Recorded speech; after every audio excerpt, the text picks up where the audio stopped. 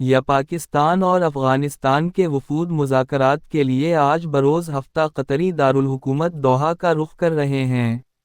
طالبان انتظامیہ نے مطلع کیا ہے کہ وزیر دفاع اور نیشنل انٹیلیجنس ایجنسی کے سربراہ افغان وفد کا حصہ ہیں۔ پاکستانی وفد کی روانگی کی تصدیق ایک روز قبل ہی کر دی گئی تھی، تاہم یہ نہیں بتایا گیا کہ اس وفد میں کون کون شامل ہے۔ 48 گھنٹوں کی جنگ بندی کی مدت کے خاتمے پر جمعے کی شب پاکستان افواج نے مبینہ طور پر مشرقی صوبہ پکتیکا کے ارگن اور برمال میں کئی اہداف کو نشانہ بنایا۔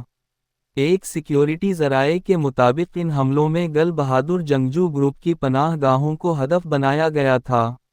ایک دیگر اہلکار کے بقول یہ ایک روز قبل پاکستان میں میر علی کے مقام پر سیکیورٹی فورسز کے کمپاؤنڈ پر حملے کی جوابی کارروائی تھی۔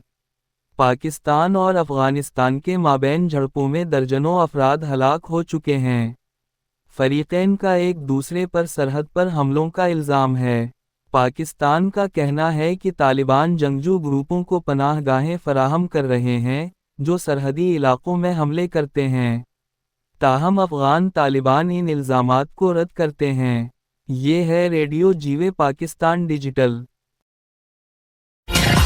آپ کی اور ہماری پہچان FM جیوے پاکستان۔